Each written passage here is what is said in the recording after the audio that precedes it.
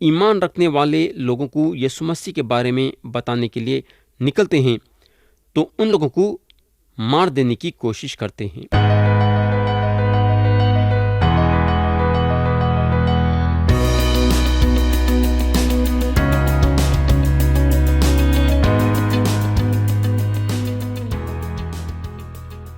یسوع مسیح کے نام سے السلام علیکم پیارے بھائی اور بہن، آپ لوگوں کو یاد ہوگا کہ گزشتہ وقت ہم کورنتھیوں کے نام پولس رسول کا دوسرا خط باب 10 اور اس کی آیت 13 سے غور کرنا شروع کرے تھے اور باب 10 کو ختم کرے تھے۔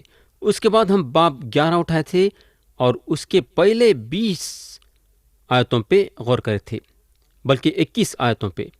آج ہم آیت 22 سے غور کرنا شروع کریں گے۔ ہم پڑھیں گے آیت 22 اور 23، بلکہ 24 تک پڑھیں گے۔ یہاں پولس بولتے ہیں، کیا وہی عبرانی ہیں؟ میں بھی ہوں۔ کیا وہی اسرائیلی ہیں؟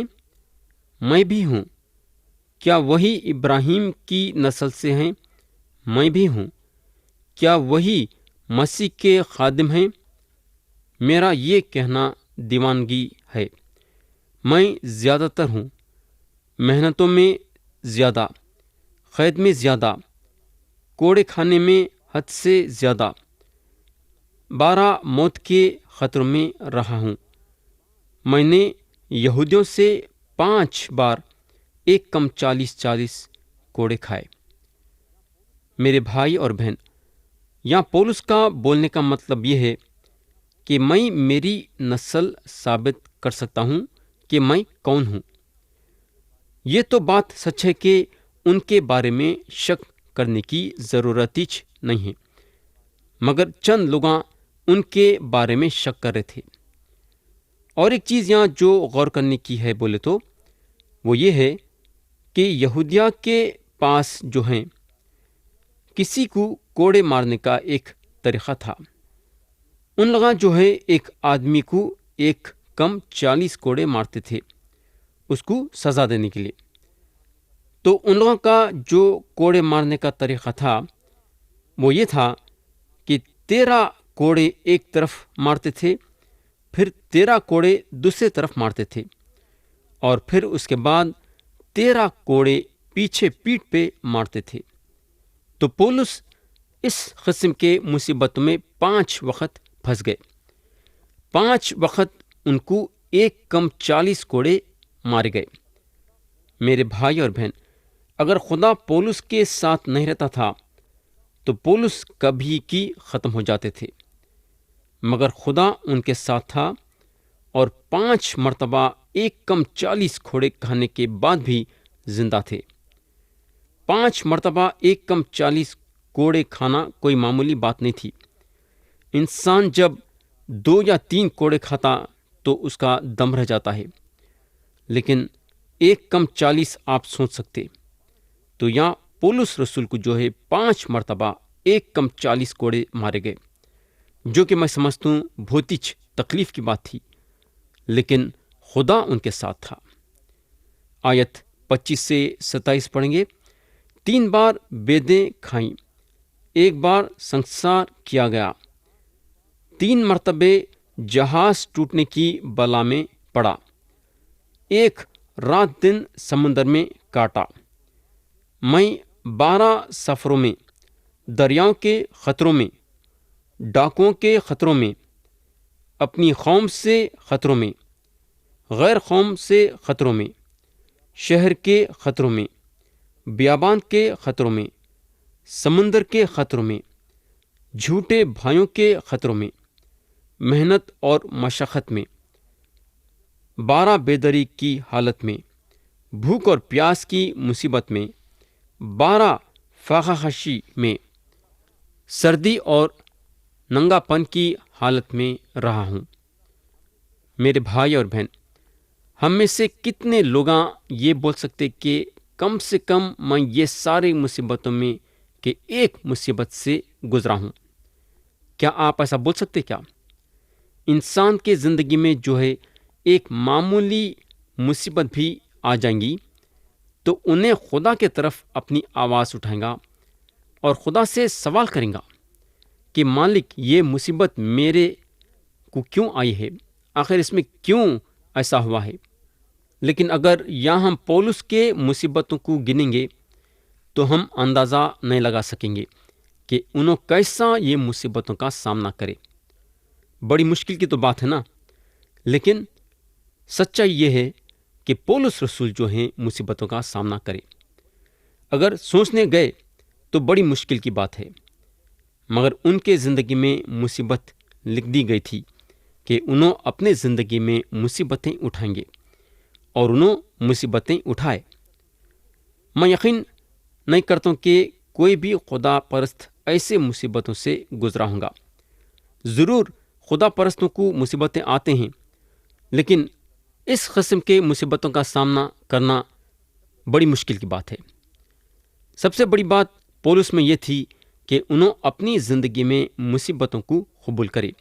انسان کا سب سے بڑا رویہ جو ہے وہ یہ ہے کہ انہیں مصیبتوں کا سامنا کرنا اور قبول کرنا، لیکن انسان یہ کام کرنا نہیں چاہتا، مصیبتوں سے دور بھاگنا چاہتا ہے۔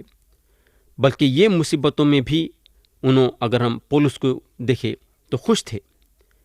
آیت 28 پڑھیں گے، اور باتوں کے علاوہ جن کا میں ذکر نہیں کرتا، ساری کلیسیاؤں کی فکر مجھے ہر روز دباتی ہے۔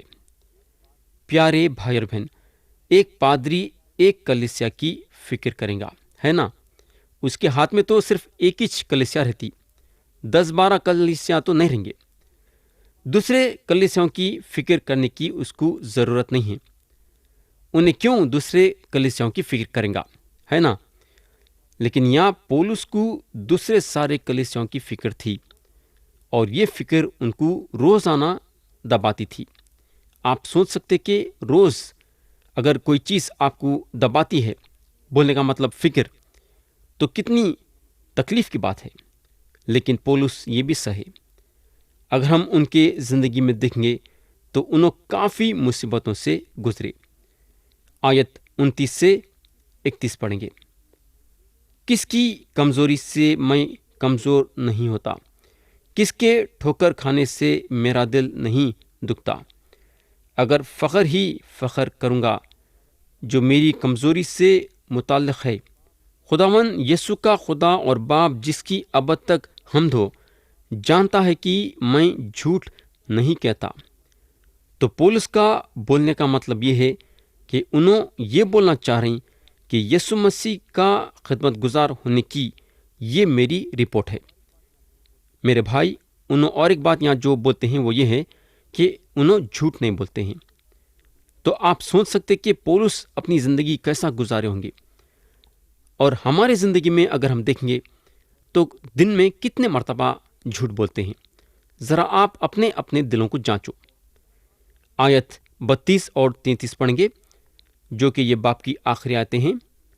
دمشق میں اس حاکم نے جو بادشاہ ارسطس کی طرف سے تھا، میرے پکڑنے کے لیے دمشقیوں کے شہر پر پہرا بٹھا رکھا تھا۔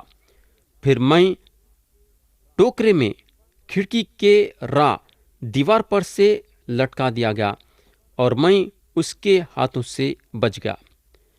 پیارے بھائی اور بہن، آپ سوچ سکتے کہ کتنی شرم کی بات تھی کہ ایک ٹوکرے میں لٹکتے ہوئے دیوار پہ سے اترنا، کتنی مشکل کی بات ہے۔ بلکہ پولس کیسا محسوس کرے ہوں گے اس بارے میں۔ لوگ پولس کے دشمن اس لیے ہو گئے تھے کیونکہ انہوں ان لوگوں کو یسوع مسیح کے بارے میں بتا رہے تھے۔ آج بھی لوگوں کا جو ہے رویہ نہیں بدلا ہے۔ آج بھی جب ایمان رکھنے والے لوگوں کو یسوع مسیح کے بارے میں بتانے کے لیے نکلتے ہیں تو ان لوگوں کو مار دینے کی کوشش کرتے ہیں۔ اور آج بھی کئی لوگ مسیح کے خاطر اپنی جان دے دیے ہیں۔ میرے بھائی اور بہن، آج بھی لوگوں کا رویہ نہیں بدلا ہے، بلکہ جو لوگ آ کے یسوع مسیح کے بارے میں بتاتے ہیں ان کو مارتے اور پیٹتے ہیں۔ تو میرے بھائی اور بہن، یہاں ختم ہوا باب 11، لیکن میں باب 11 کے چند آیتوں پہ آپ لوگوں کا توجہ چاہوں گا، جو کہ میں سمجھتا ہوں کہ غور کرنا ضروری ہے۔ ہم پڑھیں گے آیت 7 سے 12۔ یہاں پولس بولتے ہیں، کیا یہ مجھ سے خطا ہوئی کہ میں نے تمہیں خدا کی خوشخبری مفت پہنچا کر اپنے آپ کو پست کیا تاکہ تم بلند ہو جاؤ؟ میں نے اور کلیسیاؤں کو لوٹا، یعنی ان سے اجرت لی، تاکہ تمہاری خدمت کروں۔ اور جب میں تمہارے پاس تھا اور حاجت مند ہو گیا تھا تو بھی میں نے کسی پر بوجھ نہیں ڈالا، کیونکہ بھائیوں نے مقدونیہ سے آ کر میری حاجت کو رفع کر دیا تھا، اور میں ہر ایک بات میں تم پر بوجھ ڈالنے سے باز رہا اور رہوں گا۔ مسیح کی صداقت کی قسم جو مجھ میں ہے، اخیا کے علاقے میں کوئی شخص مجھے یہ فخر کرنے سے نہ روکے گا۔ کس واسطے؟ کیا اس واسطے کہ میں تم سے محبت نہیں رکھتا؟ اس کو خدا جانتا ہے، لیکن جو کرتا ہوں وہی کرتا رہوں گا، تاکہ موقع ڈھونڈنے والوں کو موقع نہ دوں، بلکہ جس بات پر وہ فخر کرتے ہیں اس میں ہم ہی جیسے نکلیں۔ پیارے بھائی بہن، کرنتیوں کی کلیسیا شاید یہ سمجھ رہی تھی کہ ایک پیغام دینے والے کی تلنا جو ہے اس کے پیسے پوچھنے کے ذریعے سے ہو سکتی ہے۔ ایک اچھی طریقے سے پیغام دینے والا زیادہ پیسے پوچھے گا، اور ایک آدمی جو اتنا اچھا یا اتنا خراب پیغام نہیں دیتا کم پیسے پوچھے گا، اور جس کے پیغام میں دم نہیں ہے انہیں پھکٹ میں پیغام دیں گا۔ کرنتیوں کا ایسا خیال تھا، تو جو جھوٹے تعلیم دینے والے لوگ تھے پولس کے بارے میں یہ اندازہ لگائے کہ کیونکہ پولس پیغام دینے کے لیے پیسے نہیں پوچھتے ہیں تو انہوں اس لیے نہیں پوچھ رہے ہیں کیونکہ انہوں ایک معمولی پیغام دینے والوں میں سے ہیں۔ تو ان لوگوں کا جو ہے ایسا خیال تھا۔ تو میرے بھائی اور بہن، یہاں ایمان رکھنے والے خبردار ہونا چاہیے۔ ان لوگوں یہ نہیں سمجھ لینا کہ ہر بات کرنے والا جو مشہور ہے اور بات کرنے کے لیے کافی پیسے پوچھتا ہے تو انہیں زبردست پیغام دینے والوں میں سے ہے، اور یہ پیغام دینے والا اچھی طرح سے خدا کے کلام کو سمجھا سکتا ہے۔ میرے دوست، آپ ایسا سوچنا بھی نہیں چاہیے۔ یاد رکھو کہ ایک پیغام دینے والے کی تلنا اس کے خدا پرستی کے ذریعے سے ہوتی ہے۔ جو آدمی خدا کے راہوں پہ چلتا ہے انہیں خدا کے طرف سے صحیح پیغام لاتا ہے، اور اس کا پیغام زبردست ہوتا ہے، کیونکہ خدا کی روح اس کے ذریعے سے بولتی ہے۔ بولنے کا مطلب یہ ہے کہ یہاں جو ہے انسان نہیں بول رہا ہے، یعنی کہ وہ پیغام دینے والا نہیں بول رہا ہے، بلکہ انہیں روح کے ذریعے سے بول رہا ہے۔ دوسرے الفاظوں میں اس کے منہ کے ذریعے سے روح بول رہی ہے۔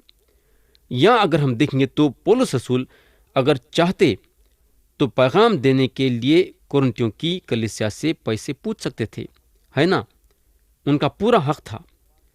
یسوع مسیح خود یہ بات سکھائے تھے کہ جو خدا کی خدمت گزاری کرتا ہے تو جو لوگوں کی خدمت گزاری انہیں کرتا ہے وہ لوگ اس کے ضرورتوں کا خیال کرنا اور اس کو دینا۔ مسیح جو ہیں متی کی انجیل میں بولتے ہیں مزدور اپنی خوراک کا حقدار ہے۔ تو پولس رسول کا پورا حق تھا کرنتیوں کے کلیسیا سے پیسے پوچھنے کے لیے، مگر انہوں یہ کام نہیں کرے۔ انہوں سوچے کہ اگر انہوں کرنتیوں کے کلیسیا سے پیسہ لیں گے تو ان لوگوں کو ان کے بارے میں غلط فہمی ہو جائیں گی۔ کئی جھوٹی تعلیم دینے والے لوگ تھے جو یہ امید رکھتے تھے کہ پیغام دینے کے ذریعے سے ان لوگ بہت سارا پیسہ کمائیں گے، اور اگر پولس کرنت کی کلیسیا سے پیسہ لیتے ہوتے تو انہوں جو ہیں جھوٹی تعلیم دینے والوں میں سے ایک نظر آتے تھے۔ حالانکہ انہوں سچے تھے، مگر لوگ ان کے بارے میں غلط سوچ سکتے تھے۔ تو پولس رسول یہاں ایک اچھا کام کرے کہ انہوں اپنے آپ کو جھوٹی تعلیم دینے والوں میں سے الگ کر دیے۔ انہوں موقع دینا نہیں چاہتے تھے کہ لوگ ان کے بارے میں برا بولے۔ انہوں خدا کے لیے ہمیشہ ایک بہت بڑی گواہی بننا چاہتے تھے۔ انہوں لوگوں کو موقع نہیں دینا چاہتے تھے یہ بولنے کے لیے کہ دیکھو پولس کرنتیوں کی کلیسیا سے پیغام دینے کے لیے پیسے لے رہے ہیں۔ پولس ایک بات ضرور جانتے تھے کہ خدا ان کے ساتھ ہے اور خدا ان کے اخراجاتوں کا خیال کرے گا۔ انہوں پوری طریقے سے خدا پہ بھروسہ رکھتے تھے۔ خدا ان کے سارے اخراجاتوں کا انتظام کرے گا، ان کو یہ بھروسہ تھا۔ میرے بھائی اور بہن، جس کسی کو بھی خدا پہ بھروسہ ہے انہیں اپنے زندگی کے ہر ایک حصے میں خدا پہ بھروسہ رکھتا ہے۔ بولنے کا مطلب یہ ہے کہ اس کو ادھر ادھر دیکھنے کی ضرورت نہیں ہے۔ جب انہیں خدا پہ بھروسہ رکھا ہے تو انہیں اس بارے میں بھروسہ رکھا ہے کہ خدا اس کو دے گا اور اس کا بالکل خیال کرے گا۔ اس کو کسی سے بھیک مانگنے کی ضرورت نہیں ہے۔ اب میں آپ کا توجہ آیت 14 اور 15 پہ لانا چاہوں گا۔ یہاں لکھا ہوا ہے، اور کچھ عجاب نہیں، کیونکہ شیطان بھی اپنے آپ کو نورانی فرشتے کا ہم شکل بنا لیتا ہے۔ پس اگر اس کے خادم بھی راز بازی کے خادموں کے ہم شکل بن جائیں تو کچھ بڑی بات نہیں، لیکن ان کا انجام ان کے کاموں کے موافق ہوگا۔ پیارے بھائی اور بہن، یہودیوں کی ایک لکھت یہ بتاتی ہے کہ ہوا کا جو شیطان کے ذریعے سے دھوکا کھا جانا جو ہے یہ ہے کہ شیطان جو ہے ہوا کے سامنے نورانی فرشتے کا ہم شکل بن گیا۔ ہو سکتا ہے کہ پولس یہ کہانی کے بارے میں سوچ رہے تھے ہوں گے، یا پھر انہوں شیطان کے دھوکے بازی کے چالوں پہ اشارہ کر رہے تھے ہوں گے۔ جو بھی ہے، یہ رہو یا وہ رہو، ہم یہ بات جاننا ضروری ہے کہ شیطان وہ شخص ہے جو لوگوں کو گمراہ کرتا ہے اور دھوکہ دیتا ہے۔ شیطان کے ویسا دھوکے باز آپ کو یہ دنیا میں نہیں ملے گا۔ انہیں ایک ہی ہے جو سب سے بڑا دھوکے باز ہے۔ شیطان اپنا بھیس بدلتا ہے اور بتانا چاہتا ہے کہ انہیں کتنا اچھا ہے، جبکہ شیطان کی یہ ایک بہت بڑی جھوٹ بات ہے۔ یسوع مسیح اس کو ایک خطاب دیے، اور وہ خطاب یہ ہے کہ انہیں جھوٹ کا باپ ہے۔ کیا ہے انہیں؟ جھوٹ کا باپ۔ میرے بھائی، آپ کو اگر یہ دنیا میں سب سے بڑا جھوٹ بولنے والا ملے گا تو وہ شیطان ہے۔ وہی سچ جب جھوٹے تعلیم دینے والے یہ دعویٰ کر رہے تھے کہ ان لوگاں یسوع مسیح کے رازبازی کے خادم ہیں تو ان لوگاں جھوٹ بول رہے تھے۔ شیطان اور اس کے خادم ہم کو دھوکہ دیتے ہیں، یاد رکھو۔ کیسا دھوکہ دیتے ہیں؟ اچھے بن کے، یعنی کہ اپنے آپ کو اوپری طور سے اچھا اور نیک بنائیں گے اور ایسا ظاہر کریں گے کہ ان لوگاں پاک ہیں اور گندے کام نہیں کرتے ہیں۔ آج کئی لوگاں جو ہیں شیطان کے اور اس کے میٹھے میٹھے باتوں سے دھوکہ کھا رہے ہیں اور ناپاکی میں مبتلا ہو جا رہے ہیں، اور ناپاکی میں مبتلا ہونے کے باوجود ان لوگوں کو اس بات کی خبر نہیں ہوتی یا ان کو محسوس نہیں ہوتا ہے کہ ان لوگاں ناپاک چالاں کر رہے ہیں۔ بولنے کا مطلب یہ ہے کہ ناپاک چالاں تو کرتے، لیکن ان کو اس بات کی خبر نہیں رہتی کہ ان لوگاں جو ہیں ناپاک چالیں کر رہے ہیں۔ کیوں؟ کیونکہ شیطان ان کے دل و دماغ میں دھوکہ پیدا کرا ہے۔ میرے بھائی، شیطان اوپری طور سے اس طرح سے دھوکہ دیتا ہے، تو یا ہم خبردار رہنا چاہیے۔ اوپری طور سے دیکھ کے یا پھر اوپر کے چمک دھمک کو دیکھ کے اس کی طرف پلٹنا نہیں چاہیے۔ تو اب سوال یہ پیدا ہوتا ہے کہ جب شیطان کے خادم نورانی فرشتے کے ہم شکل میں آتے ہیں تو ہم ان لوگوں کو کیسا پہچانا چاہیے؟ میرے بھائی، یہ جاننا بہت ضروری ہے۔ یہاں 3 باتیں ہیں۔ پہلی بات یہ کہ ان کی تعلیم خدا کے کلام کے مطابق ہے کیا، یہ دیکھنا ضروری ہے۔ دوسری بات یہ کہ ان کے تعلیم میں ہم یہ دیکھنا کہ ان لوگاں جہاں یسوع مسیح کے بارے میں بتا رہے ہیں، یہ بتا رہے ہیں کیا کہ یسوع مسیح خدا ہیں جو 2000 سال پہلے ایک انسان بن کے یہ زمین پہ آئے اور صلیب پہ سارے دنیا والوں کے گناہوں کی معافی کے لیے اپنا پاک خون بہا کے اپنی جان دیے۔ اگر ہم یوحنا رسول کے پہلے خط میں دیکھیں گے تو انہوں بتاتے ہیں کہ ہم ہر ایک روح کا یقین نہیں کرنا بلکہ روحوں کو آزمانا۔